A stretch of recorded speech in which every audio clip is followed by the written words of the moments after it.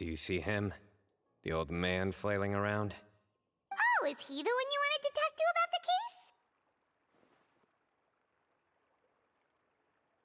case? Correct.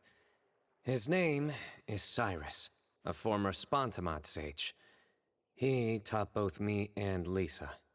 Huh? Sino's teacher is in trouble? It's ridiculous. I'm just an old man who enjoys a spot of gardening, shopping, and wine. What sort of person targets an old retiree? Professor, I've brought some friends.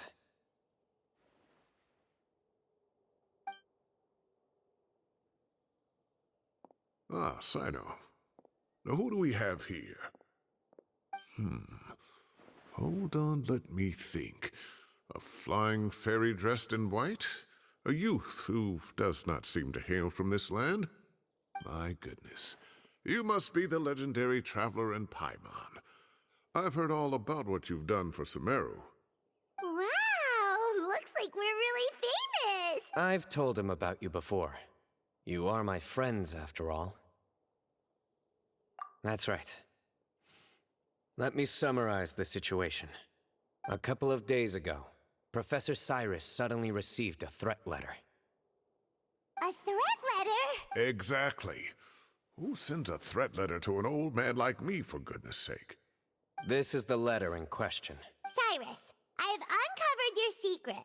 If you wish to prevent it from going public, leave 10 million mora at the back door of the cafe. Secondly, don't come looking for me. You'll never find me. But I will always be watching you and all of your secrets. Finally, if you dare to report this to the march... Wow, they sure didn't mince their words. Clearly, this person must be desperate for Mora. 10 million mora, what a joke. I'm just a single retiree with nothing to my name beyond the tomatoes in my garden. Where do people think I'm hiding 10 million mora, huh? In my tomatoes? There were no witnesses, so currently the letter is all we've got. So, Traveler, Paimon, let's put our heads together. Paimon's ready too! All right, take a look. Do you see anything suspicious?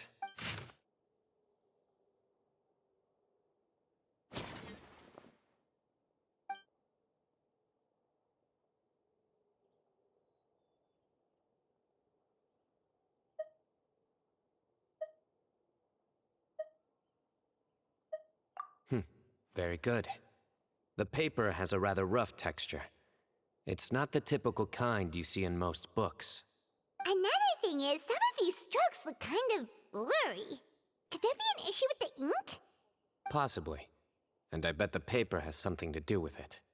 Most of the paper around here is much smoother than this, and the ink is absorbed quickly so it doesn't run.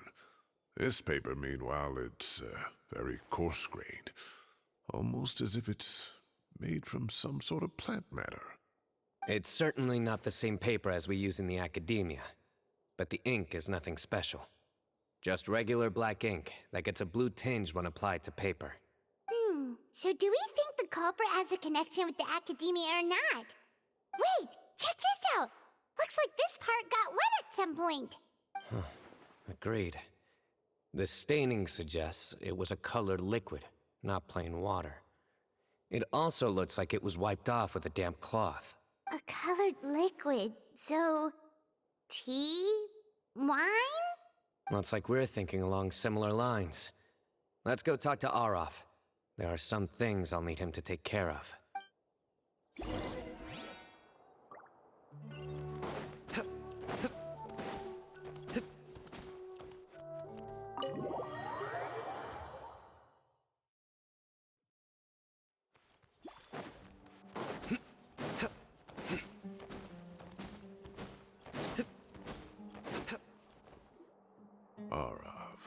Arav. Ah, there he is. Mahamatra Sino. Sir Cyrus. Ah, and the Traveler and Paimon. It's been a while.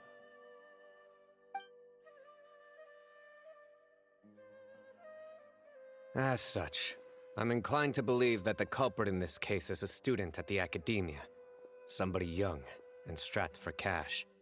Oh, one last thing. I'd start your investigation by taking a look at the cafes in the city. Oh, of course! You think the culprit spilled their coffee on the ladder, huh? They do look like coffee stains to me.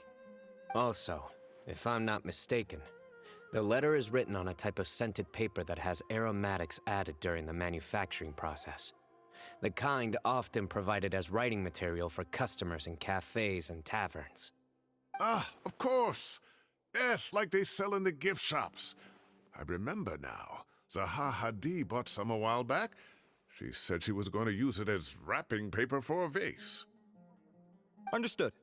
I'll assemble a team to investigate the points of interest immediately. You have my gratitude. One last thing. Send some Matra to guard the entrances and exits of Sumeru City. And change into plain clothes. Don't let them see you coming. Will do.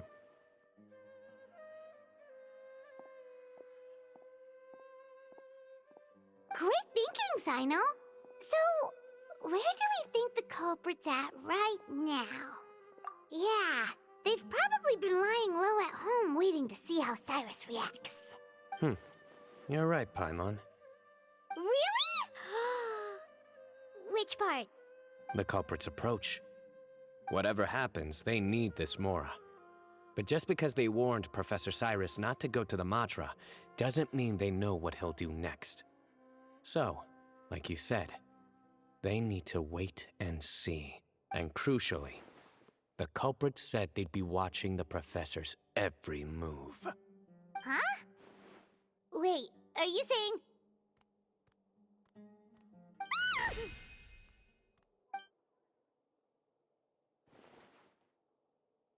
Found you! What are you doing? You wrote the threat letter! I don't know what you're talking about. What threat letter? I sensed someone was watching us from the shadows the moment we entered the House of Dana. You managed to stay relatively well hidden for someone reckless enough to threaten Professor Cyrus. There are a lot of people here, but we were looking specifically for Arav. Whoever followed us the whole way was likely to be the culprit. I was just listening in, that's all. You know something big's going down when Mahamatra Sino shows up, right? So I got a little curious. What's the big deal? You smiled when Arav left. I saw it as clear as day. Is smiling a crime now? There are coffee stains on the letter. You mixed some coffee with water, gently smeared it onto the paper, then wiped it off with a wet cloth. All to create the impression that the letter was written at a cafe. Closing off the exits to the city doesn't affect you, because you already live here. And as long as the Matra were focused on the cafes, you would be free from scrutiny. The cafe was a red herring all along.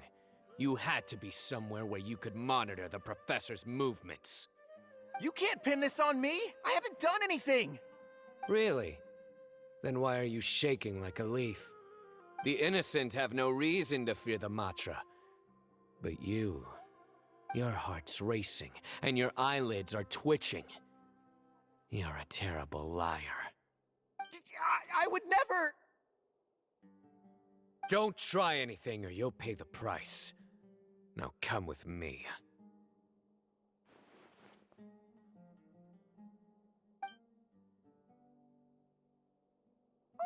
That was over quickly. Sino already caught the guy. You're telling me.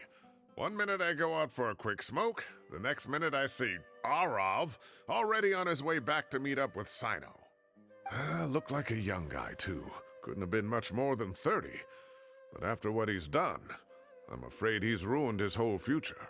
Everyone, it's all over. Gosh, that was so fast. The culprit's name is Uraka, a 16-year-old student in the Rataoist Darshan. Huh? 16? Cyrus thought he looked 30-something. We checked his records. He's 16, a third-year student. But he looks so old.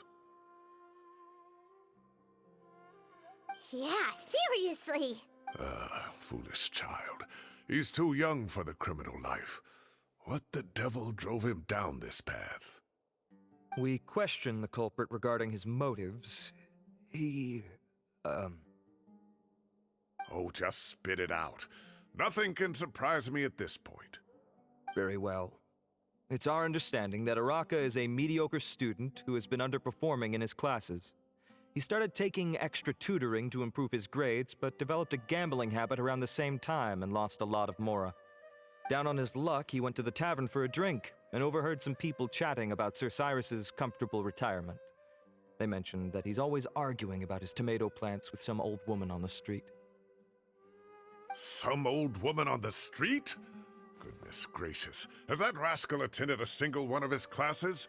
That old woman is Kasharwar's very own professor, Zaha Hadi. How can he not know who Zaha Hadi is? Is this going somewhere? Oh, right, yes. So another thing. We don't just argue about tomato plants. And what are they trying to insinuate by comfortable retirement? A man grows a few vegetables and suddenly he's living a life of luxury? Maybe it's more the fact that you have the time to grow vegetables in the first place. Araka mentioned he'd heard a rumor, alleging that Sir Cyrus illegally obtained a large sum of money from the desert before retiring and kept it for himself instead of reporting it to the academia. Araka believes this money to be the reason why Sir Cyrus hasn't kept up with any academic research or other projects since his retirement. And given your advanced age, he thought you'd be an easy target to blackmail. Oh, Araka. I'm at a loss for words. I'm so angry I don't know where to start. People make up rumors all the time. I am quite confident that Professor Cyrus has never embezzled a mora in his life. Arav, you'll have to find some excuse to interrogate Araka again later. I need you to deliver a few firm fistfuls to him on my behalf. I completely understand how you feel, Sir Cyrus, but I'm afraid that course of action goes against the Matra's principles. Professor, there's no need to be childish about this. Oh, come on. I was clearly joking. Okay. Where does this go from here? The academia will determine the appropriate disciplinary action against the student. And as for the individuals spreading rumors about the professor's obsession with tomatoes and some old woman on the street, there could be a slander case here. The Matra will continue to investigate. Who said I'm obsessed with some old woman on the street? Mind your wording or you'll start a whole new rumor. You seem confused. Oh, don't you understand? Uraka is just a young boy who made a very rash and very stupid decision based on some groundless rumor he heard. Besides, I didn't actually hand over any mora to him. The whole thing sounds a lot worse than it is. All it costs me is a little reputational damage. That's all. Please rest assured, Professor, that the academia will issue a fair and reasonable punishment. Yes, I have no doubt about that. But as a former educator, I'd still like to have a serious conversation with the boy's parents. Their family lives in the city, yes? Correct. We looked into the family. Both parents are merchants and they're often away on business. They've never taken much of an active role in their children's lives. Oh, what a mess. You don't have to seal the evidence away yet, do you? I'd like to have that letter back for the time being, if possible.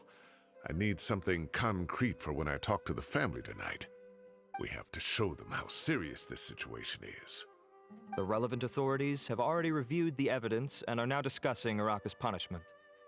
You can hold on to the letter for now. Just make sure to return it within a couple of days. Oh, so you'll be able to close the case in 2 days? Give or take. Cases like this are quick to resolve. Very good. Well, thank you for all your help. Perhaps we can all go for a meal together. Oh, my treat, of course. My apologies, Sir Cyrus, but I have a prior commitment. Enjoy the meal, everyone. Ah, I see. Well, that's a pity. But Sino, you have to come. You found the culprit at record speed, and I owe you for that. Ah, and isn't Tainari in town at the moment? Bring him along, too. Wait, you mean Tainari's in the city? He is.